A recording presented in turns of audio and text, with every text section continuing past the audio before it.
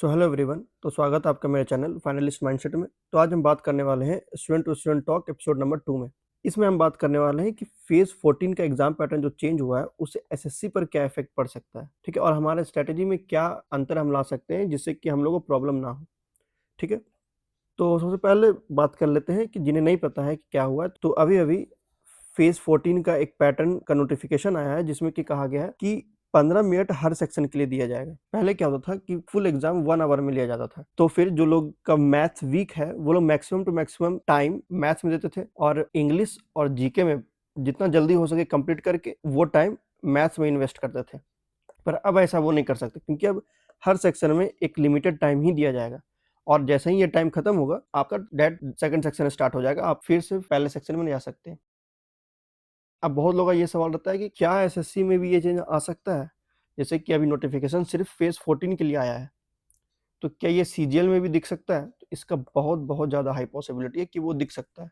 अभी तक खैर ऑफिशियल कोई नोटिफिकेशन नहीं आया है, मैं ये क्लियर कर देता हूँ, बट एक पॉसिबिलिटी कह सकते हैं कि हाँ, सीजीएल में भी ये देखा जा सकता है। तो क्या ये पैनिक करने का सिचुएशन है? तो answer is big no. Panic क्या करना है यार, क्योंकि देखिए जो भी चेंज आएगा वो सिर्फ आपके लिए नहीं आने वाला है। ये आपको भी पता है, मुझे भी पता है, वो सभी के लिए आएगा।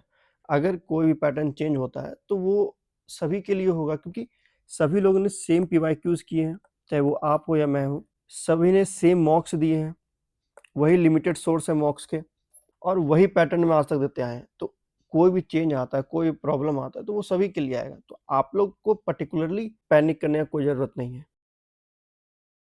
हाँ, यहाँ पर जीतेगा वही जो सही समय पर अपना स्ट्रैटेजी चेंज कर सकता है। तो स्ट्रैटेजी कैसे हम लोग को चेंज करना है तो वो एक बार देख लेते हैं। मेन स्ट्रैटेजी हम लोग को चेंज करने की ज़रूरत पड़ेगा इस पैटर्न में मैथ्स और रीजनिंग के लिए, क्योंकि यही 2 ऐसा सब्जेक्ट है जिसमें बहुत ज़्यादा टाइम कंज़्यूम होता है। अब मैथ्स में क्या हम लोग चेंज कर सकते हैं? तो हम लोग को इस बार मैथ्स में ज़्यादा से ज़्यादा कैलकुलेशन स्पीड हम लोग बढ़ाना पड़ेगा। जितना ज़्यादा हो सके तो रोज़ आप पढ़ना शुरू करते हो तो आधा से 1 घंटा कैलकुलेशन में दो, ताकि कैलकुलेशन स्पीड आपका बढ़े। सिली मिस्टेक कम करना होगा। देखिए टाइम कम है, सवाल ज़्यादा है, तो ज़ाहिर-सी बात है आप बहुत ज़्यादा वहाँ पर फ्रस्ट्रेट होकर के जल्दी-जल्दी बनाने की कोशिश करोगे, जिससे कि आपका सिली मिस्टेक होने के चांसेस बढ़ जाएँगे। तो जब आप मॉक्स दोगे घर में, तो आप ध्यान देना कि आप वो सिली मिस्टेक से बचो। Skipping strategy.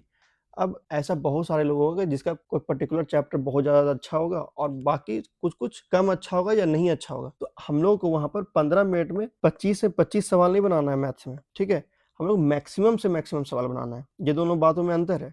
हम लोग को ये पक्का 2 गो में बनाना पड़ेगा। पहला में हम लोग को ईज़ी लगेगा, हम लोग के लिए जो ईज़ी है, स्पेसिफिक मेरे लिए जो ईज़ी है वो मेरे पर काम करेगा, आपके लिए जो ईज़ी है वो आप पर काम करेगा। ये बात ध्यान रखिएगा। और सेकंड बार में जो टफ लगता है मेरे लिए या आपके लिए उस पर अटेम्प्ट करना है। एक बार में सारा कंप्लीट करने की कोशिश नहीं करना, इससे हम लोग को बहुत ज़्यादा टाइम वेस्ट हो जाएगा। और जितना ज़्यादा से ज़्यादा हो सके पीवाईक्यूज़ पर ध्यान देना है। पीवाईक्यूज़ हमेशा से ही इम्पोर्टेंट है और ये इम्पोर्टेंट ही रहेगा। हम लोग को इस पैटर्न का यूज़ इस पुराने पीवाईक्यूज़ में ही करके देखना है कि ज़्यादा नंबर कैसे आ सकता है। ठीक है? ये हो गया मैथ्स के लिए। तो रीजनिंग में हम लोग क्या कर सकते हैं, 25 सवाल बनाने के लिए 15 मिनट में। तो देखिए आप लोग सब में से भी बहुत सारे ऐसे लोग होंगे जो अभी भी 15 मिनट से कम समय में 25 सवाल बना लेते हैं। बिल्कुल हो गए। लेकिन इसी में प्रॉब्लम सबसे ज़्यादा छुपा हुआ है कि जो लोग नहीं है ऐसे, जो कि ज़्यादा समय लेते हैं रीजनिंग में, वो लोग पहले क्या करते थे इंग्लिश और जीके में अपना सारा समय को मैनेज कर लेते थे। अब उनके पास वो लाइफलाइन नहीं रहा। अब आपको किसी भी तरह से रीजनिंग को अपने तरफ से 13 से लेकर के 14 मिनट के अंदर कंप्लीट कर ही लेना है घर में, तभी आप वहाँ 15 मिनट के अंदर रीजनिंग कंप्लीट कर पाओगे। क्योंकि अगर एक हार्ड सवाल आ गया, आपका रीजनिंग का बहुत ज़्यादा समय ले जाएगा। तो उसके लिए आप क्या कर सकते हैं?